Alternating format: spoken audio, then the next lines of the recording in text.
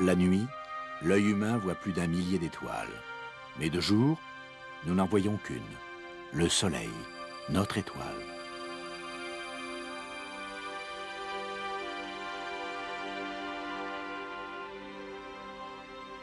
Le Soleil est l'étoile la plus proche de la Terre. C'est la source d'énergie au centre du système solaire, un réacteur nucléaire qui chauffe et éclaire notre monde et dont toute chose et tout être vivant dépend.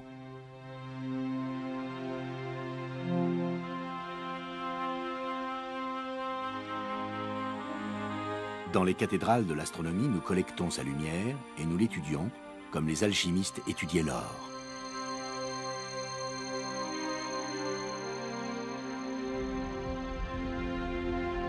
Pour les anciens, le soleil était un dieu. La science nous a appris autre chose.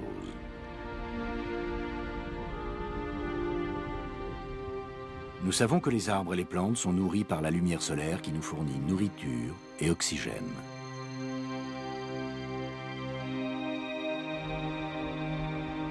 Le Soleil est à 149 millions de kilomètres de la Terre, la distance idéale pour que la vie fleurisse sur notre planète. Il faut à la lumière du Soleil 8 minutes et demie pour nous atteindre.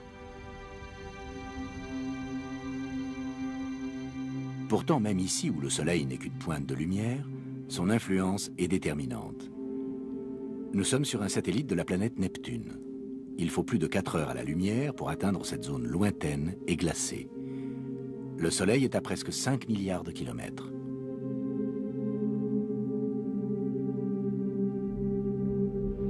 Pourtant, le Soleil est assez fort pour faire fondre la glace à la surface de ce satellite et faire jaillir des geysers de gaz dans le ciel.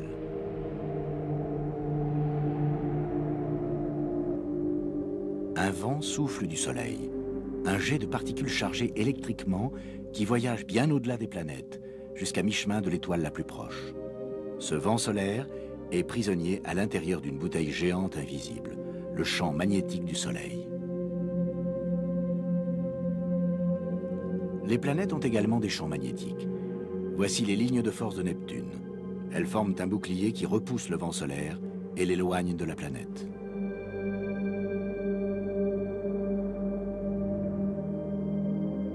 Le vent solaire a un effet plus direct sur les comètes qui ne sont pas protégées par des champs magnétiques. Elles sont balayées par des particules en provenance du Soleil et forment une longue queue qui s'étend sur des millions de kilomètres.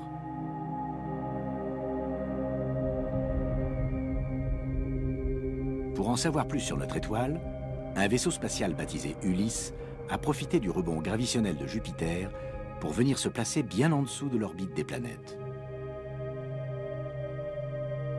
C'est une mission vers l'inconnu. À la fin de 1994, pour la première fois, la sonde observait le pôle sud du Soleil.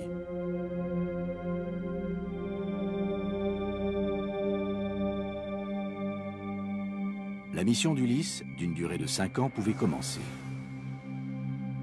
Il allait observer le pôle Nord, étudier le vent solaire et mesurer les forces immenses qui bloquent les protubérances qui jaillissent du Soleil.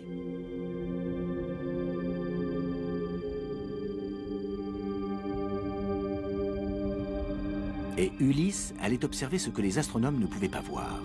Les lignes de force magnétique, ici en bleu, qui se tordent et s'enchevêtrent avec la rotation du Soleil. Notre Soleil offre de nombreux visages. Nous le voyons comme ça, une boule jaune de gaz incandescent qui tourne sur elle-même en un mois.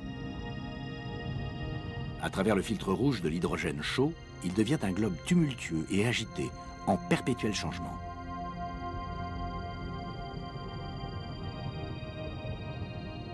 Et vu au rayon X, il est le théâtre d'explosions brillantes, un chaudron d'énergie.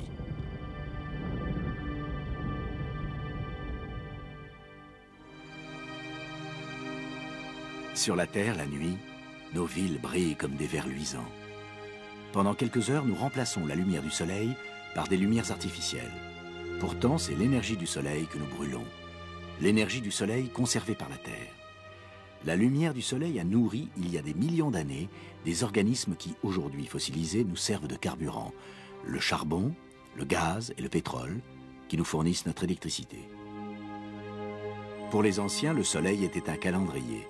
ils avaient remarqué que le soleil se levait chaque jour à un endroit différent. Mais 2 fois par an, pendant 2 ou 3 jours, le soleil se levait au même endroit. C'était le milieu de l'été et le milieu de l'hiver.